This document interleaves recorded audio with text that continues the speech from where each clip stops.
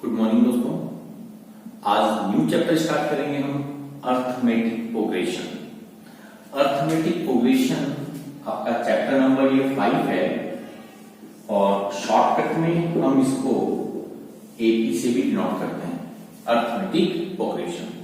देखिए समझिए, सबसे पहले अर्थमेटिक प्रोग्रेशन क्या होता है। देखिए मैथ्स के अंदर आप देखते हैं कई तरह की हम नंबर्स की सीरीज बनाते हैं। जैसे सपोज कीजिए मैंने एक सीरीज बनाई 2, 5, 8, 11 इस तरह से। आप देखेंगे तो आपको पता लगेगा कि मैंने 2 के बाद मैंने 5 लिखा, मतलब मैंने इसमें 3 प्लस किया, मैंने फिर एक 3 प्लस किया, फिर मैंने 3 प्लस किया, तो इसमें रूल बनेगा कि 3 प्लस कर रहे हैं तो ये आगे तक जा सकती है, इनफाइनाइट तक हम इसको लिख सकते हैं। ऐसे भी बना सकता हूं मैं, सपोज करो 2 2 जा 4 4 2 जा 8 8 2 जा 16 इस तरह से भी बना सकता हूं। तो ये भी एक सीरीज हो सकती है, ठीक है। तो हमें बात करनी है अर्थमेटिक प्रोग्रेशन की। देखिए अर्थमेटिक प्रोग्रेशन होती है ऐसी सीरीज जिनमें जो डिफरेंस है ना वो सेम रहता है। जैसे आप यहां देखेंगे कि यहां डिफरेंस कितने का है, 3 का, यहां भी डिफरेंस कितने का है, 3 का, यहां भी डिफरेंस कितना है, 3 का, और आगे भी ये कंटिन्यू चलेगा तो डिफरेंस कितना रहेगा, ये 3 का रहेगा। लेकिन यहां पे आप देखें ये जो है ये एपी नहीं है, ये जो सीरीज बन रही है ना ये वाली, ये एपी नहीं है, क्योंकि आप इसका डिफरेंस देखो, यहां पे डिफरेंस है 2 का, यहां डिफरेंस है 4 का, यहां डिफरेंस है 8 का, तो डिफरेंस अलग अलग है। तो अर्थमेटिक प्रोग्रेशन केवल उन्हीं सीरीज को बोलते हैं जिनमें डिफरेंस हमेशा क्या रहता है, सेम रहता है। तो आई थिंक आपको अर्थमेटिक प्रोग्रेशन का मतलब समझ में आ गया होगा। इसके बाद हम आगे चलते हैं कि अर्थमेटिक प्रोग्रेशन को किस तरह से प्रेजेंट करते हैं। तो देखो इनमें डिफरेंट टर्म होती है, तो हम एक जनरल टर्म बनाए कि जैसे A1 ये फर्स्ट टर्म हो गई, A2 A3 इस तरह से टर्म चलती है, और कहां तक गए, सपोज n तक गए तो लास्ट टर्म को हम क्या कह देते हैं, n टर्म, an से डिनोट करते हैं। ये जो A1 है इसको हम कहते हैं फर्स्ट टर्म, हम क्या कहते हैं इसको, फर्स्ट टर्म। और इनका जो डिफरेंस है A2 माइनस A1 इसको हम कहते हैं कॉमन डिफरेंस। क्या कहते हैं इसको, हम कॉमन डिफरेंस कहते हैं।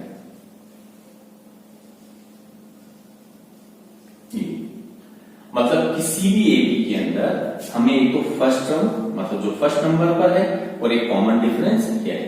तो आपको ध्यान रखना है कि फर्स्ट टर्म को ए से डिनोट करते हैं और कॉमन डिफरेंस को डी से डिनोट करते हैं। समझ में आई बात, फर्स्ट टर्म को ए से और कॉमन डिफरेंस को डी से डिनोट करते हैं। तो अब हम इस एपी की एक जनरल टर्म बनाएं, तो आप देखिए कि फर्स्ट टर्म तो ए हो गई,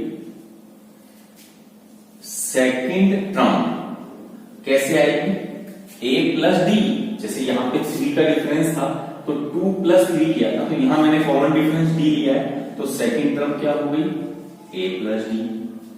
ऐसे में बात करूं थर्ड टर्म की, ठीक है, तो क्या हो जाएगा, a प्लस ये d तो है ही, और एक d और प्लस करते हैं, फाइनली मैं इसको क्या बोल सकता हूं, a प्लस 2d, मतलब इसमें d प्लस कर दिया। ऐसे ही मैं फोर्थ टर्म की बात करूं तो a प्लस 2d है, एक और d प्लस कर दो, कितना हो गया ये 3d। ऐसे ही मैं फिफ्थ टर्म की बात करूं तो क्या बन गया ये a प्लस 4d। आप एक सिस्टम समझ रहे हैं कैसे बन रहा है। सपोज करो मैं बात करूं यहां 10 टर्म की, तो ये हो जाएगा a प्लस 9d। मतलब यहां जो भी टर्म निकालना है उससे एक कम करके लिखना है। जैसे सपोज करो मैं लिखूं 65 टर्म, तो क्या बनेगा, a प्लस 64d। आया नहीं आया, समझ क्लियर।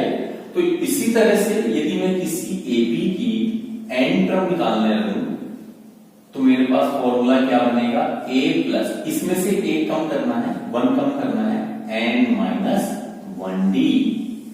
ये हमारी एपी का n टर्म का फॉर्मूला हो गया। ध्यान रखिएगा क्या हो गया, ये हमारी एपी का n टर्म का फॉर्मूला। an का मतलब हो गया nth टर्म, याद रखिएगा an का मतलब क्या है यहां पे, nth टर्म। a का मतलब क्या होता है, फर्स्ट टर्म, और n का मतलब तो आप जानते ही नंबर ऑफ टर्म्स, और d का मतलब कॉमन डिफरेंस,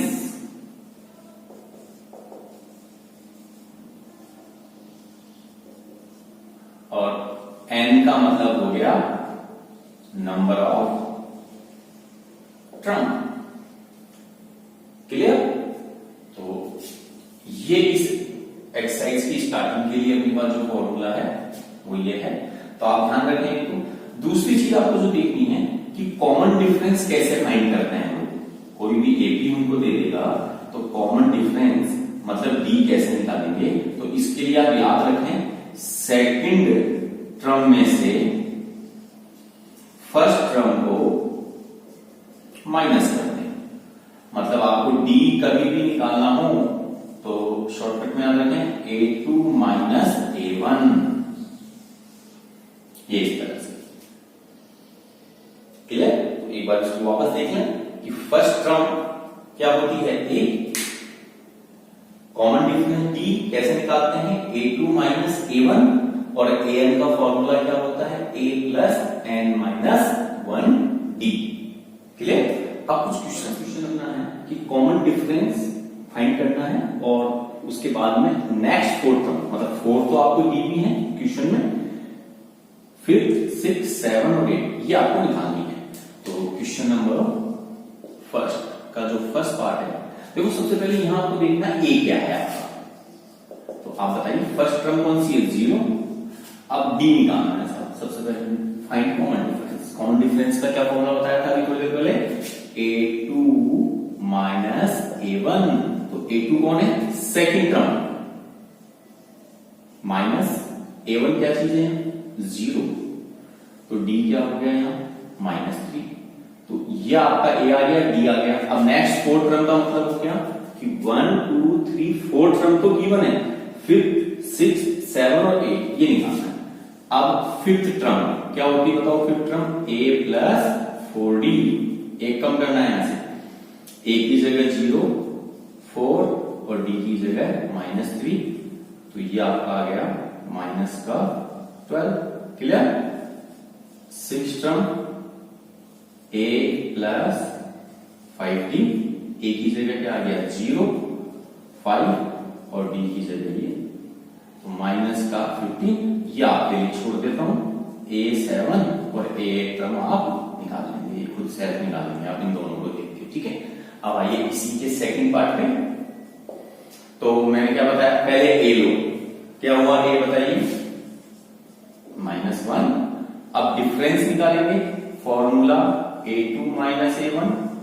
तो डिफरेंस क्या हुआ, a2 क्या है देखो, माइनस का 5/6 second term, minus a1 minus का 1, ब्रैकेट लगाएंगे।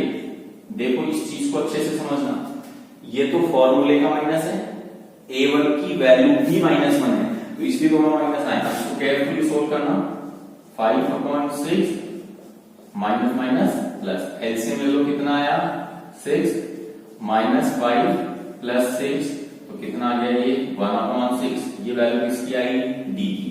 अब करना क्या है, अपन को नेक्स्ट फोर्थ टर्म निकालनी है। तो आपको देखो यहाँ क्वेश्चन में देखना 1, 2, 3 दिया हुआ है। अब आपको क्या क्या निकालना है, यहाँ a4 भी निकालना है, a5, a6 और a7, ये चार टर्म निकालनी है। यहाँ फोर्थ टर्म दी हुई थी इसलिए 5, 6, 7, 8 निकालनी थी। नेक्स्ट फोर्थ टर्म के लिए कह रहा है, तो जितना भी हो उसके आगे से निकालना है। चलिए फोर्थ टर्म देखो क्या होगा, a प्लस 4 है तो क्या हो जाएगा 3d। a की वैल्यू क्या है -1, 3 और d की वैल्यू कितनी है 1/6। यहां से पुट कर देंगे, 3 1 जा 3 और 2 -1 1/2 एलसीएम लेंगे 2 -2 + 1 तो A4 आपका हो गया यहाँ पे -2 में से 1 गया तो माइनस का 1/2। ये कौन सी टर्म आई आपकी? Fourth term. ऐसे ही आप क्या निकालेंगे अब? फिफ्थ टर्म क्या होगी बोलो? यहां से 1 कम करो, फोर्थ टर्म ए की वैल्यू बोलिए, क्या है ए की वैल्यू क्वेश्चन में? -1 4 × 1/6 इसको काट लीजिए 2 से, -1 2/3 क्या आया? 3 -3 + 2 तो फिफ्थ टर्म क्या हो गई? माइनस का 1/3। अब 2 आपको निकालना है, तो 6 टर्म आप खुद निकालेंगे और 7 टर्म आपको खुद को निकालना है, ये आप ध्यान रखिएगा। चलिए देखिए क्वेश्चन नंबर सेकंड क्वेश्चन आपका है, फर्स्ट 4 टर्म्स आपको फाइंड करनी है। तो ये तो सिंपल है, सब कुछ आपको दिया हुआ है। तो फर्स्ट टर्म आपकी ए होती है, ए आपका कितना है? 0.6। A2 क्या होता है? A + D, तो A क्या है? 0.6 + 1.1 ऐड कर देंगे। ऐड करते वक्त ध्यान रखना कितना आएगा? 1.7। ये इस तरह से ऐड करना, कुछ बच्चे मिस्टेक कर देते हैं यहाँ इस तरह से। क्लियर? तो थर्ड टर्म A + 2D, तो A की जगह पे क्या रखेंगे? 0.6 + 2 और D की जगह पे क्या आ जाएगा? 1.1, तो 0.6 प्लस इसको मल्टीप्लाई करेंगे 2.2 तो कितना आएगा? 0.1 को ऐड किया 2.8। ये आपकी हो गई थर्ड टर्म। और एक फोर्थ टर्म ये आपको करना है, A + 3D2 साइड। क्लियर? देखो आ गया इसका सेकंड पार्ट, ये इसका फर्स्ट पार्ट था। यहां पे फर्स्ट टर्म क्या हो गई बच्चों? 20। सेकंड टर्म हो गई A + D, तो A क्या है? 20 प्लस माइनस का 3/4, 20 - 3/4 प्लस माइनस 4 एलसीएम कितना आया? 80 -3, तो सेकंड टर्म कितनी हो गई? 80 में से 3 माइनस कर दो, 77/4। ठीक है, फिर इसके बाद में थर्ड टर्म निकालेंगे, A + 2D। A कितना है? 20, 2 और D कितना है? माइनस का 3/4, ये कैंसिल हो जाएगा। तो क्या बचा आपका? 20 ± 3/2 एलसीएम ले लो, 2 कितना हो गया? 40 -3, तो ये आपकी थर्ड टर्म हो गई 37/2। एक और बच गई 4, ये आपको करनी है, डू सेल्फ। क्लियर?